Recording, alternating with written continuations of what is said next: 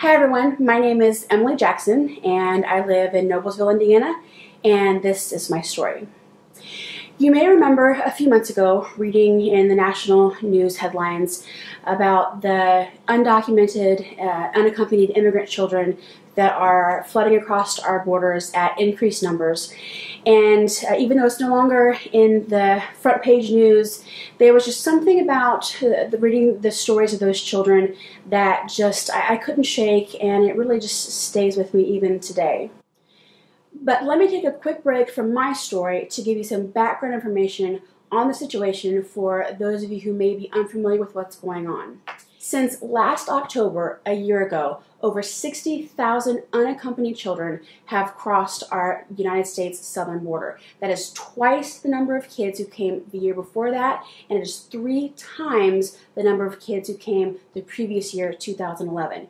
Why are we seeing a drastic increase in numbers? Most people naturally assume that the majority of these kids are from Mexico. You might be surprised to find that actually 3/4 of these children have made an over 1,000-mile journey by car, by train, by foot, from 3 countries specifically: El Salvador, Guatemala, and Honduras. The vast majority of these children are citing things like increased gang violence, increases in poverty, and escalating violence as the reasons that they are coming here to seek asylum. And the trip that these children are taking really is a grueling one.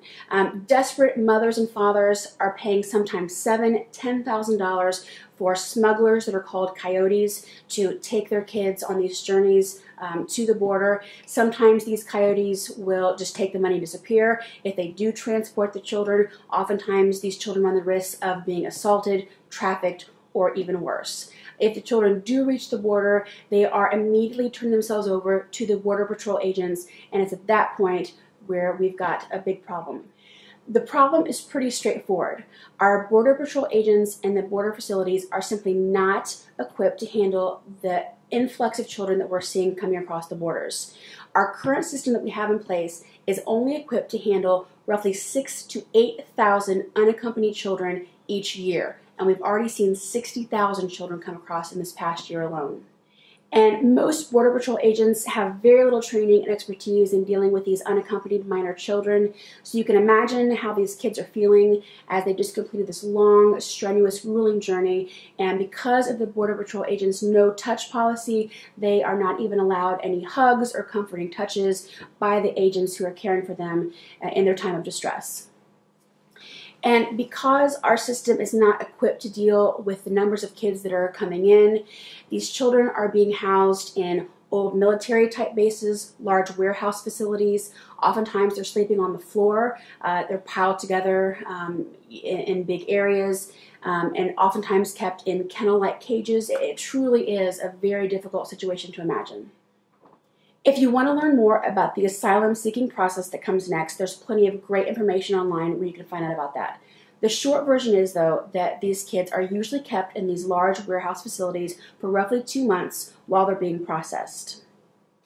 At that point, they're transported by bus to various shelters around the country while they wait for their court dates. Now, on a side note, it's important to know that roughly 65% of the kids who are in the country seeking asylum end up being granted asylum by the United States government. The shelters that are housing these kids are usually kept secret to the public due to risk of rioting and protests by United States citizens who do not want these children in their own communities and in their cities. So that's a little bit of the background information about the situation, and so that brings us back to my story.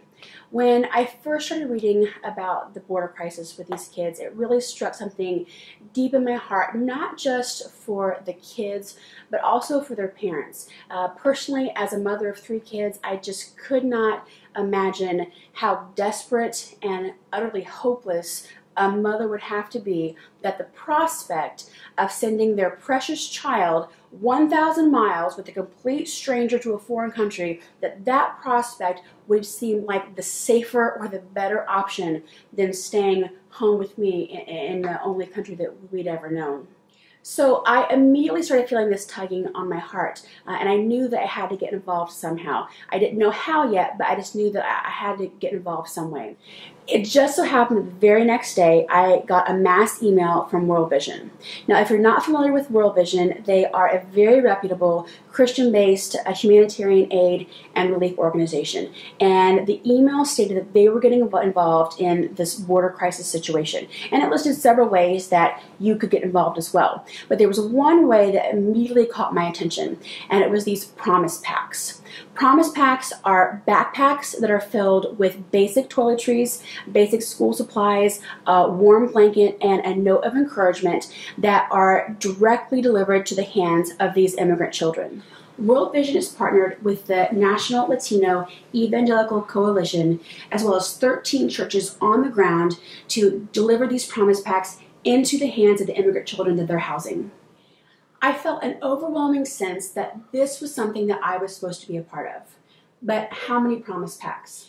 So I went to the World Vision website and saw that the minimum number of packs you could order was 50. So I thought, good, it's settled. I would do 50 packs. 50 packs seemed doable, it seemed safe. I'm a pretty compassionate, pretty passionate person, and I figured that I could talk at least 50 people into going along with pretty much any scheme that I came up with. So I went to bed that night thinking that I would do my 50 packs and started thinking about who I could get involved to help me with that. But then an interesting thing happened. As I was laying in bed, I started hearing this phrase over and over in my head, and it was getting louder and louder. And it's a phrase that I've heard time and time again at my church, and the phrase is, "Be brave, not safe." And I knew right away that 50 packs was the safe option. And so I said, okay, God, how many packs should I do then? And a number immediately popped into my head, and it was 500. And I thought 500 packs was scary. 500 packs was a lot of money. 500 packs would really require a lot of me, but I felt that 500 packs was brave. So now we come down to the bottom line.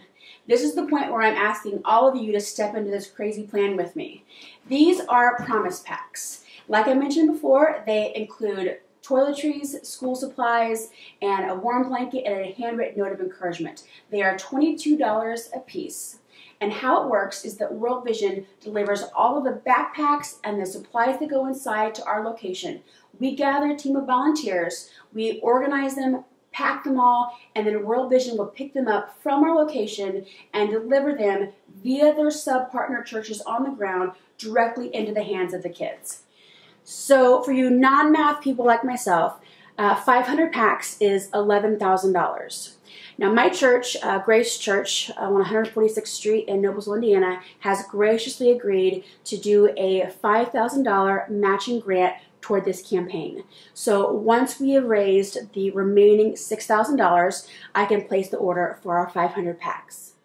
World Vision has already set up a fundraising webpage for us, so all donations are made directly to World Vision. It's tax deductible and you can pay with a credit card, so it's super easy.